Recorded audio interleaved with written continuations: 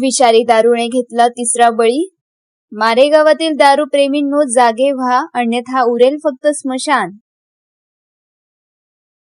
आई थोड्या वेळाने जेवायला वाढ, मी येतोय असे म्हणून आनंदाने घराबाहेर पडलेला मुलगा पुन्हा कधीच जिवंत परतला नाही.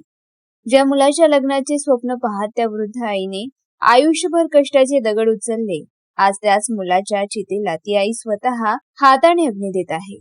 मारेगाव तालुक्यात पसरलेल्या विषारी देशी दारूच्या साखळीने आज केवळ एक जीव घेतला नाही, तर एका मातेचा शेवटचा आधार आणि एका घराचा दिवा कायमचा विझवून टाकला आहे. आपल्या आजूबाजूला मिळणारी ती स्वस्त दारू म्हणजे केवळ मद्य नाही, तर तो एक शांतपणे काम करणारा मृत्यूचा सापळा आहे. दररोज काम करून दमून भागून आल्यावर थकवा जाईल या भावनेने जी दारू पिली जाते ती माणसाच्या आतल्या अवयवांना एका क्षणात छिन्न विछिन्न करते.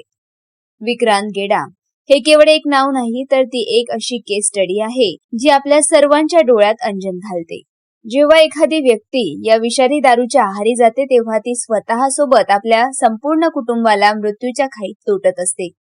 ती हतबल आई जी मुलाच्या आशेवर म्हातारपण घालवत होती, आज ती निराधार झाली आहे. ती पत्नी जिच्या कपाळावरचे कुंकू त्या एका स्वस्त बाटलीने पुसले. ती लहान मुले ज्यांचे भविष्य त्या एका रात्रीत अंधारात गेले. मारेगाव वार्ताचे समाजाला कळकळीने आवाहन. मित्रांनो, ही दारू तुम्हाला दारूच्या गुत्त्यापर्यंत नाही तर स्मशानापर्यंत घेऊन जाणार आहे.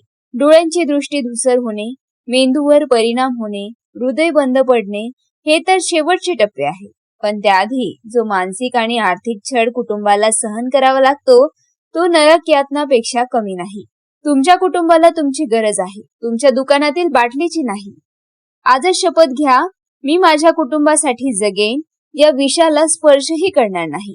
अवैध दारू विक्री करणाऱ्यांविरुद्ध आवाज उठवणे ही आता केवळ प्रशासनाची जबाबदारी उरलेली नाही, तर ती प्रत्येक जबाबदार नागरिकांची, प्रत्येक आईची आणि प्रत्येक भावाची नैतिक जबाबदारी आहे. यापुढे मारेगावात एकाही मातेचा पदर अशा प्रकारे रिकामी होता कामा नये. व्यसन सोडा, आयुष्य वाचवा, आपला संसार आपला अभिमान आहे.